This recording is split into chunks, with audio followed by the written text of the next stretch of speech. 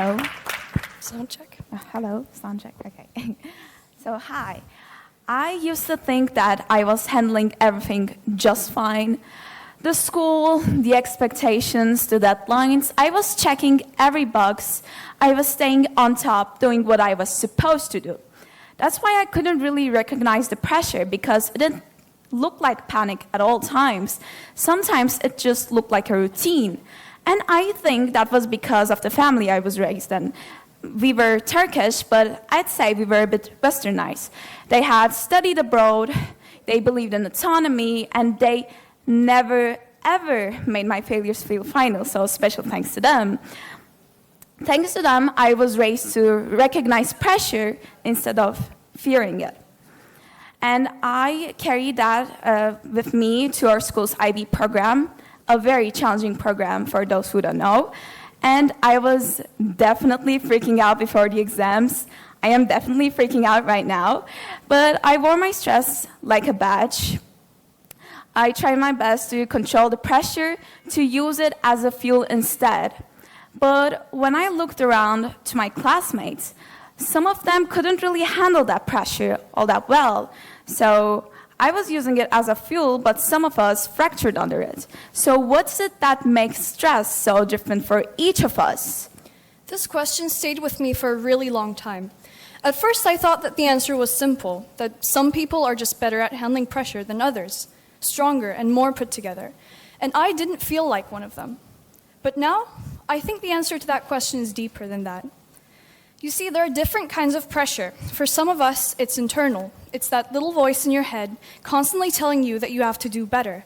And for others, it's external. Expectations, comparisons, and societal roles that you never asked for. And for a majority of the people, including me, it's a combination of the two.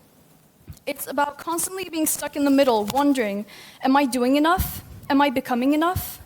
So I don't think it's that some people are built for pressure and others aren't. I just think that pressure hits differently depending on the stories we've been told about what we have to prove. I think you're absolutely right. And I think that story is actually deeply rooted in culture. So let's think about the Western nations. Think about the US and Europe.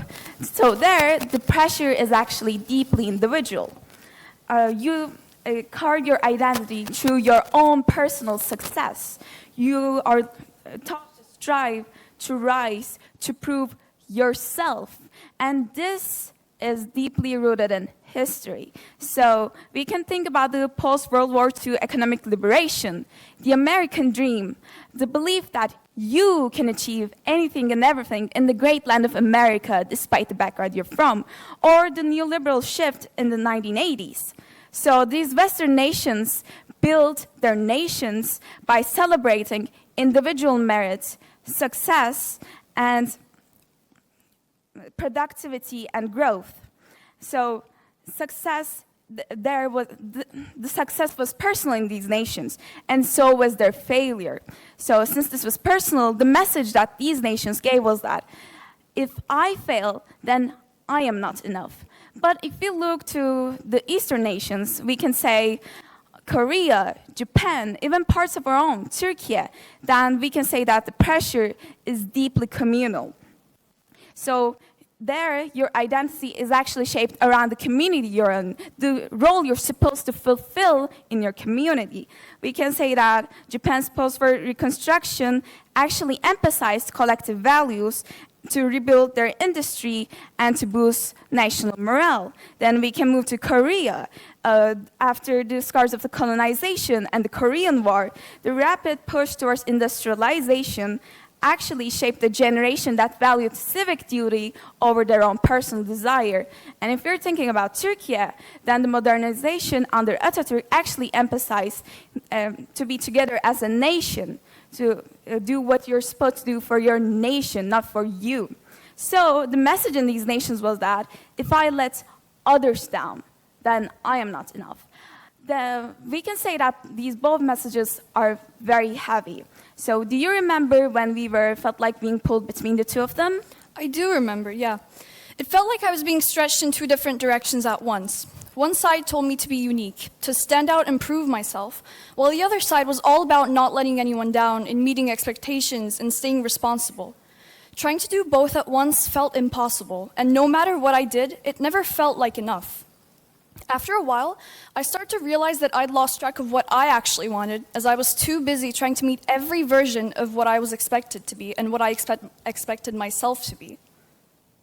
So, again, I think you're right, because those versions who you thought you were supposed to be were actually written by a script, and that script is written by culture. In the West, it can be seen as a performance, while in the East, it can be seen as civic duty. I mean, I already knew that this pressure didn't have to feel chaotic at all from my own experiences. The pressure could actually be good to push yourself even further, to become the best versions of yourself. But I didn't really have a name for that feeling, nor I had a scientific reasoning behind that. And I'm a person that values scientific reasoning deeply, so I started to dig into psychology papers, and I met this term called the flow. So this term was actually introduced by the Russian psychologist named Csikszentmihalyi, and he had this chart. Oops, okay. So this chart says that if you're overqualified for a task, then you're in a state of boredom because there are no pressure at all. But if the task is way too challenging for you and you got no skills for that task, then you're in immense anxiety, the pressure is too high, and you fail. But let's say that we have a task just created for us, and we have enough skill set for that. Then we're in this state called the flow, we are in the flow zone. So maybe the pressure wasn't the villain at all, maybe pressure wasn't that bad. Maybe we just kind of need to find the right task and the right skill set for that task. So if you would place yourself in this flowchart, where would you be? If I had to place myself somewhere on this flowchart, I would say that I've spent most of my life hovering near the anxiety zone. Not because I wasn't capable or anything, but because I was constantly trying to meet every single expectation at once. Be outstanding, original, and dependable, but stay grounded. At school, the pressure didn't just come from the workload. It came from what the workload seemed to represent for me. Every single assignment felt like a test of who I was becoming. Was I smart enough, creative, disciplined? It wasn't that I didn't enjoy what I was doing, though. I actually loved a lot of it. I've always found comfort in the clarity of code, or in the logic of maths, or in the flow of music. But when pressure turned everything into a performance for me to prove myself, even those things that I used to enjoy start to feel like a checklist. Playing the violin, for example, was something I'd been doing since second grade, but I stopped enjoying it when I started doing it for the sake of passing exams in middle school. The same can be applied to going to school. It started to feel more like a chore, and I forgot how much I enjoyed learning because I was so focused on simply getting good grades. What helped my shift wasn't dramatic. It was more like small changes in my viewpoint. I started to focus and notice when I was genuinely engaged about something, not stressed, but in the zone. One such moment was during a competition that I entered with a team of mine called the IMMC, International Mathematical Modeling Competition, where you're given a task and you're asked to model it mathematically. Despite it being one of the greatest challenges I'd faced up until that point, I didn't feel overwhelmed. Instead, I felt energized. And that's when I realized that pressure itself isn't the main problem. Misaligned pressure is. I've started to feel flow whenever I'm playing the violin for fun now, alongside the school orchestra, or when I'm writing for fun, about games I love, or weird thoughts I've had, or questions that don't seem to have clear answers yet, instead of writing analysis reports on books that we read at school. So no, I'm not always in the state of perfect flow, although that might seem ideal. But now I know what it feels like. And I know that getting there doesn't necessarily mean pushing yourself harder. It just means finding the right kind of pressure that suits who you are as a person. Sadly, that's the part that no one prepares you for. Finding that sweet spot for pressure could be very challenging. So you can carry misaligned pressure that weighs you down so much that even your best friends, your family, cannot recognize the weight you're under. But we can do something about that. We can start asking questions. Where does this pressure come from? Who gave it to me? Do I want to keep carrying it?